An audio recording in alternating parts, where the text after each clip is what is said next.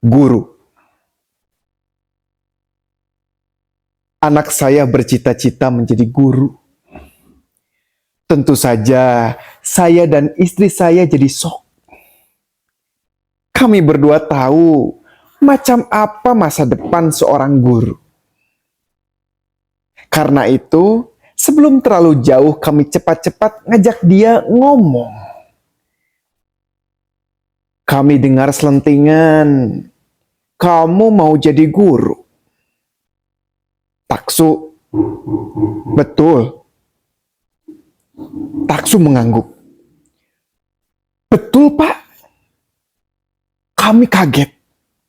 Gila, masa kamu mau jadi guru? Ya, saya dan istri saya pandang-pandangan. Itu malah petaka. Kami sama sekali tidak percaya apa yang kami dengar. Apalagi ketika kami tatap tajam-tajam, mata Taksu nampak tenang tak bersalah. Ia pasti sama sekali tidak menyadari apa yang barusan diucapkannya. Jelas ia tidak mengetahui permasalahannya. Kami bertambah khawatir. Karena Taksu tidak takut bahwa kami tidak setuju. Istri saya menarik napas dalam-dalam. Karena kecewa, lalu begitu saja pergi. Saya mulai bicara belak-belakan.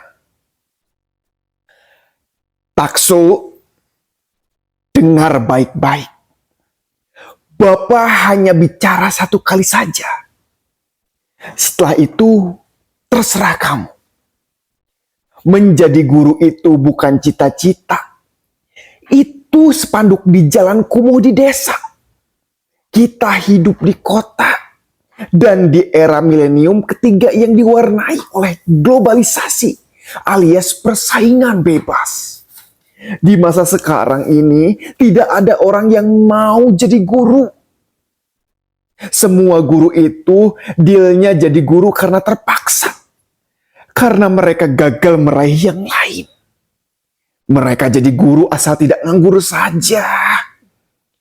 Ngerti? Setiap kali kalau ada kesempatan, mereka akan loncat mengambil yang lebih menguntungkan. Ngapain jadi guru? Mau mati berdiri. Kamu kan bukan orang yang gagal. Tapi saya mau jadi guru. Kenapa? Apa enggak ada pekerjaan lain? Kamu tahu hidup guru itu seperti apa? Guru itu hanya sepeda tua. Ditawar-tawarkan sebagai besi rongsokan pun tidak ada yang mau beli. Hidupnya kejepit, tugas seabrek-abrek, tetapi duit nol besar.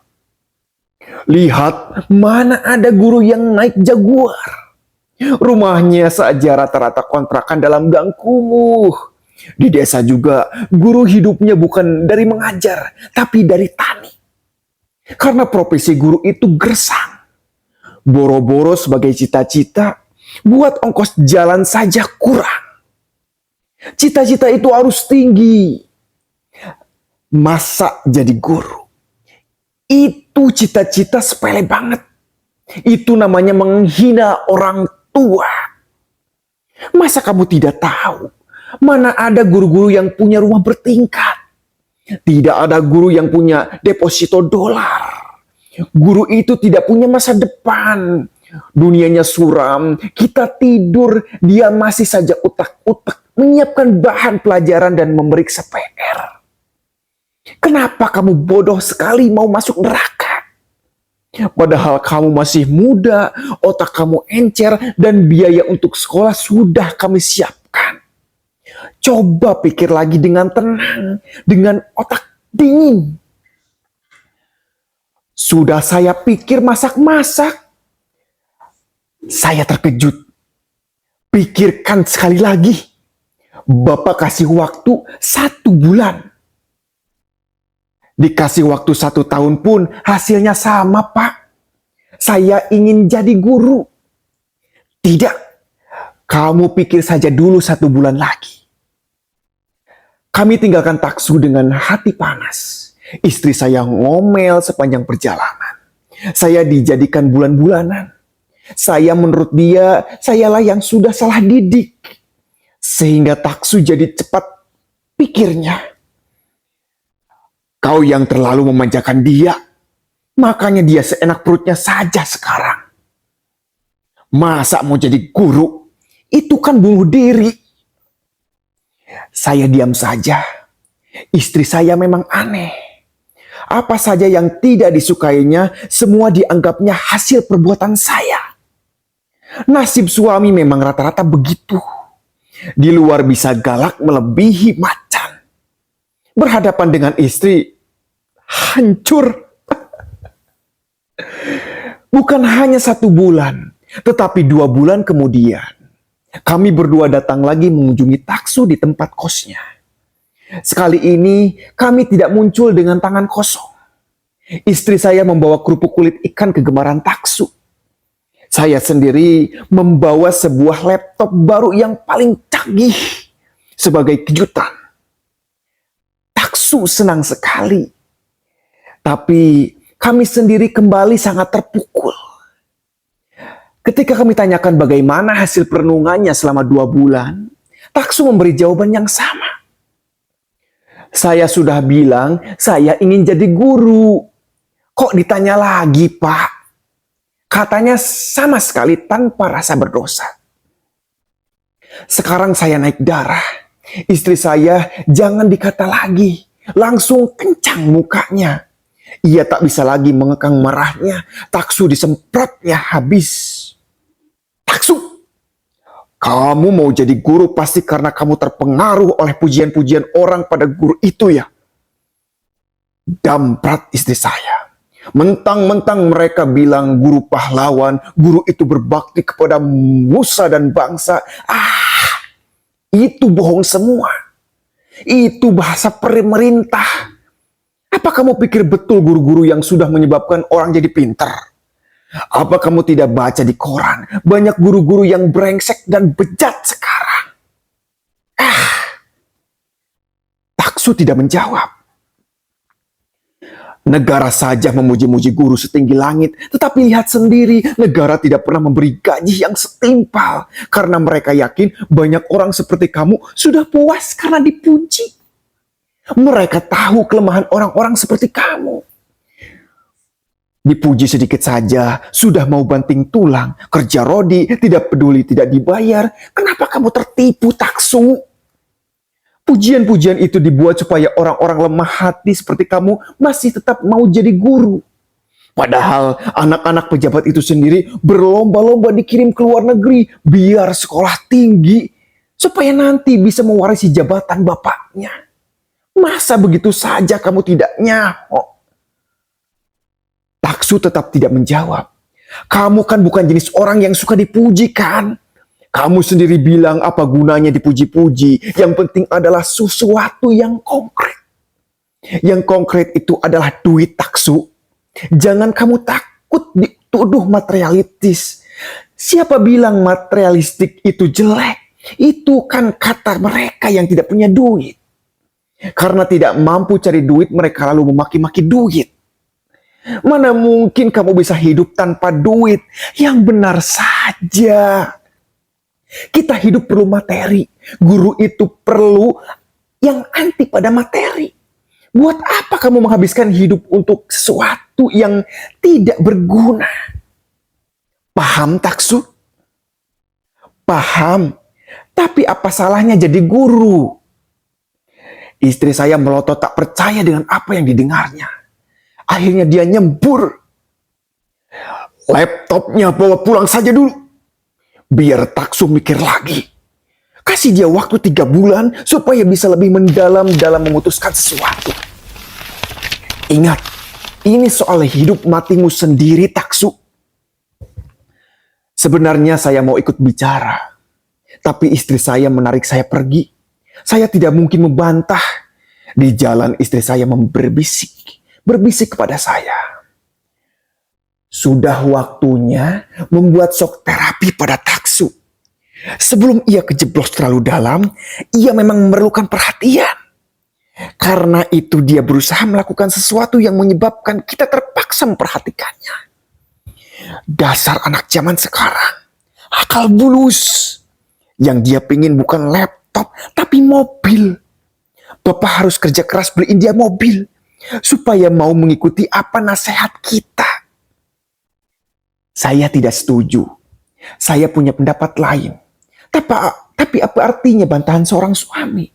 Kalau adik istri saya atau kakak saya atau bapak ibunya juga membantah, mungkin akan diturutinya. Tapi kalau dari saya, jangan harap. Apa saja yang saya usulkan mesti dicurigainya. Ada pamrih kepentingan keluarga saya. Istri memang selalu mengukur suami dari perasaannya sendiri. 3 bulan kami tidak mengunjungi Taksu. Tapi Taksu juga tidak menghubungi kami. Saya jadi cemas. Ternyata anak memang tidak merindukan orang tua. Orang tua yang selalu minta diperhatikan anak. Akhirnya, tanpa diketahui oleh istri saya datang lagi. Sekali ini saya datang dengan kunci mobil. Saya tarik deposito saya di bank dan mengambil kredit sebuah mobil. Mungkin Taksu ingin punya mobil mewah, tapi saya hanya kuat beli mobil yang murah. Tapi sejelek-jeleknya kan mobil.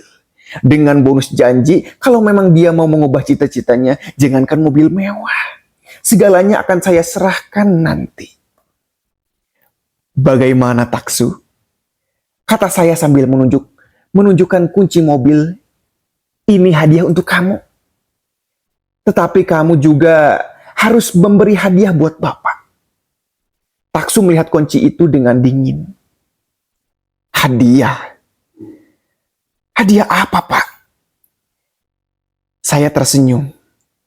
3 bulan Bapak rasa sudah cukup lama buat kamu untuk memutuskan. Jadi singkat kata saja, mau jadi apa kamu sebenarnya? Taksu memandang saya. Jadi guru. Kan sudah saya bilang berkali-kali. Kunci mobil yang sudah ada di tangannya saya rebut kembali.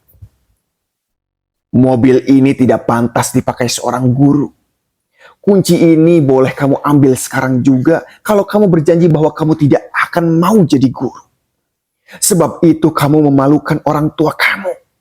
Kamu ini investasi untuk masa depan kami. Mengerti? Kami sekolahkan supaya meraih gelar. Punya jabatan, dihormati orang, supaya kami juga ikut terhormat. Supaya kami berguna kepada bangsa dan punya duit untuk merawat kami, orang tuamu kalau sudah jompo nanti. Bercita-citalah yang benar. Bok mau jadi presiden begitu. Masa guru? Gila. Kalau kamu jadi guru, paling banter setelah menikah kamu akan kembali menempel di rumah orang tua kamu. Dan menyusu sehingga menjadi warisan habis ludes. Namanya kredit pikiran. Tidak, aku tidak mau anakku terpuruk seperti itu. Lalu saya letakkan kembali kunci itu di depan hidungnya. Taksu berpikir. Kemudian saya bersorak gegap gembira di dalam hati. Karena ia memungut kunci itu lagi. Terima kasih Pak. Bapak sudah memperhatikan saya. Dengan sungguh-sungguhnya saya hormat atas perhatian Bapak. Sembari berkata itu, Taksu menarik tangan saya, lalu di atas telapak tangan saya ditaruhnya kembali kunci mobil itu. Saya ingin jadi guru. Maaf. Kalau tidak menahan diri, pasti waktu itu juga Taksu saya tampar. Kebandelannya itu amat menjengkelkan. Pesawat menerimanya saja sudah rusak. Untunglah iman saya cukup baik. Saya tekan perasaan saya, kunci kontak itu saya genggam dan masukkan ke kantung celana. Baik, kalau begitu uang sekolah dan uang makan kamu mulai depan kami akan stop. Kamu hidup sendirian saja. Supaya kamu bisa merasakan sendiri langsung bagaimana penderitaan hidup ini. Tidak semudah yang kamu baca dalam teori dan slogan. Mudah-mudahan penderitaan itu akan membimbing kamu ke jalan yang benar. 3 bulan lagi Bapak akan datang. Waktu itu pikiranmu sudah pasti akan berubah. Bangkit memang baru akan terjadi sesudah sempat hancur. Tapi tak apa. Tanpa banyak basa-basi, saya pergi. Saya benar-benar naik pitam. Saya kira Taksu pasti sudah dicocok hidungnya oleh seseorang. Supaya tidak ada orang yang bisa melakukan itu kecuali Mina pacarnya. Anak guru itulah yang saya anggap sudah kurang ajar menjerumuskan anak saya. Supaya terkiblat pikirannya menjadi seorang guru. Sialan. Tepat 3 bulan kemudian saya datang lagi. Sekali ini saya membawa kucing mobil yang mewah. Tapi terlebih dahulu saya mengajukan pertanyaan yang sama. Coba jawab untuk yang terakhir kalinya. Kamu mau jadi apa sebenarnya? Mau jadi guru? Saya tak mampu melanjutkan. Tinju saya melayang ke atas meja. Brak!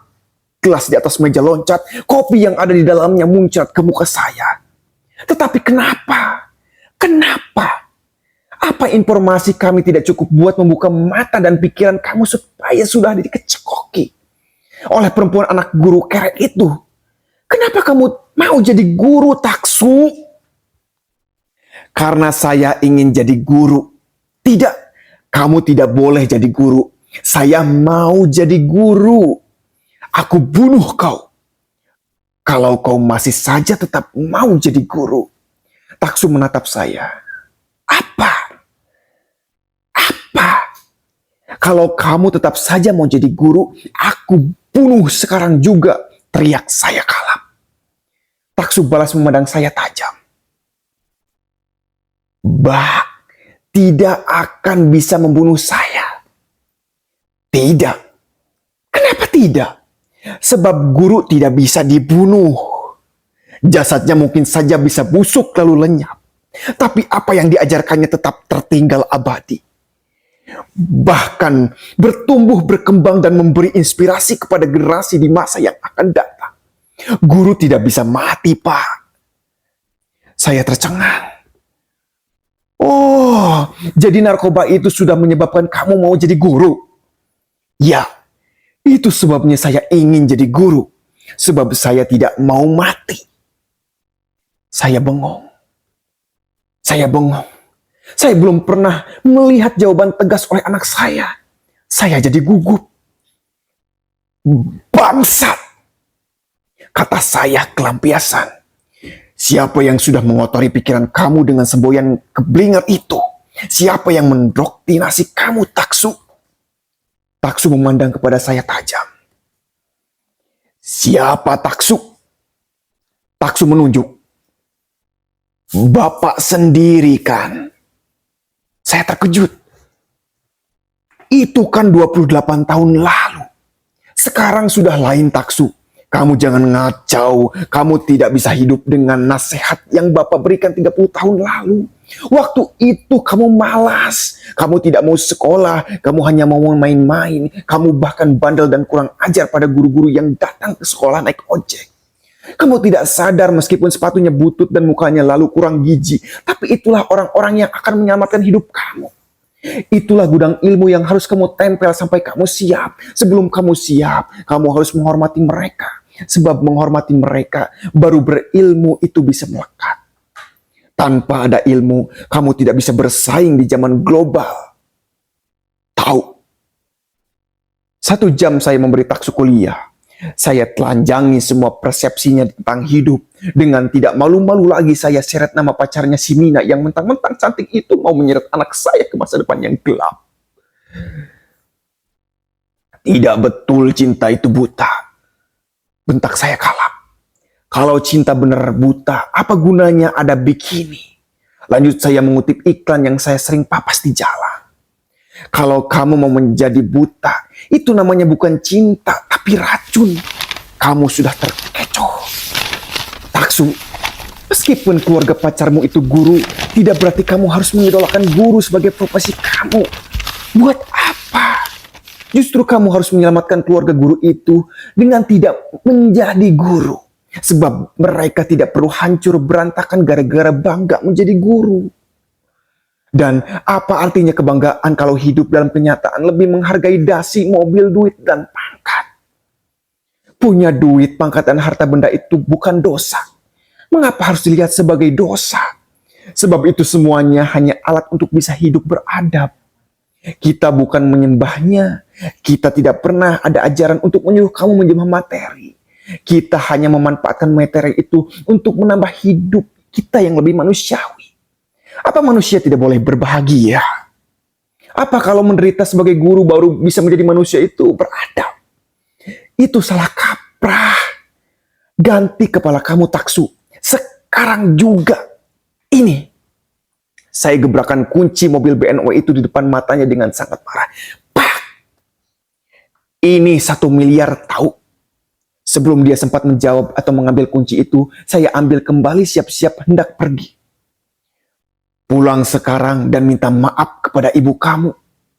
Sebab kamu baru saja menghina kami. Tinggalkan perempuan itu. Nanti kalau kamu sudah sukses, kamu akan dapat 7 kali perempuan yang lebih cantik dari si Mina dengan sangat gampang.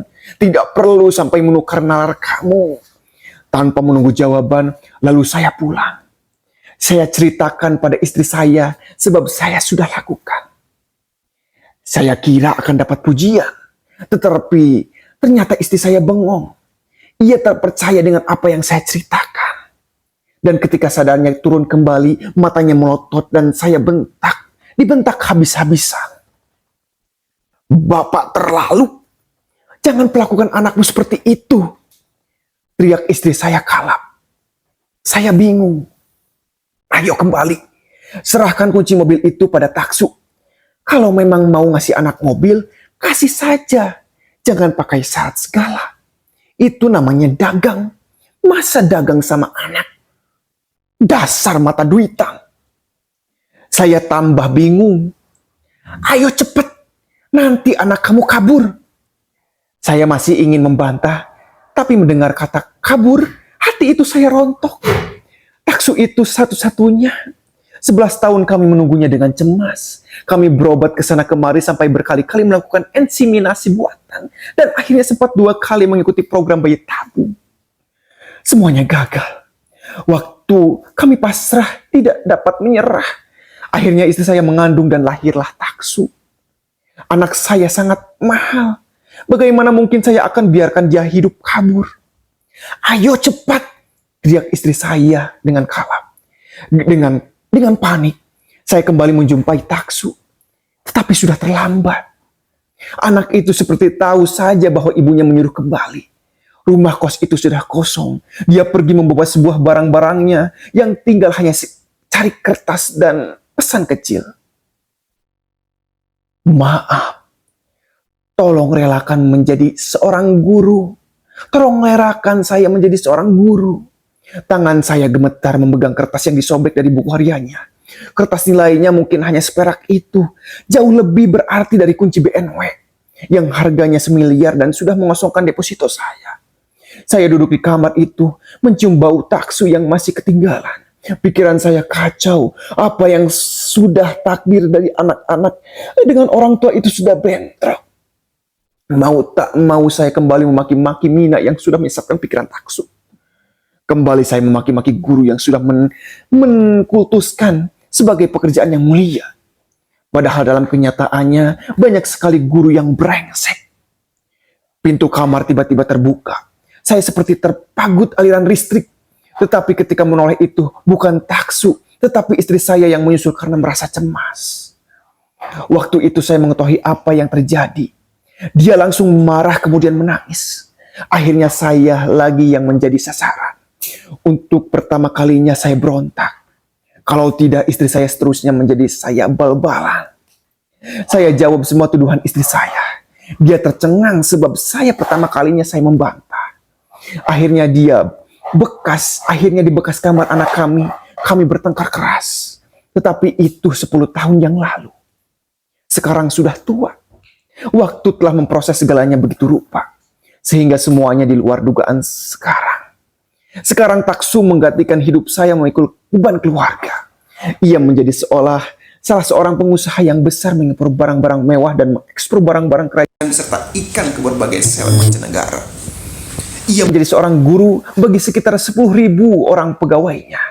Guru juga menjadi anak-anak muda lainnya yang menjadi generasinya. bahkan guru bagi bangsa dan negara. Karena jasa-jasanya mengeluarkan etos kerja. Ucap promotor ketika Taksum mendapat gelar doktor honoris causa dari sebuah perguruan tinggi bergengsi. Putu Wijaya, terima kasih.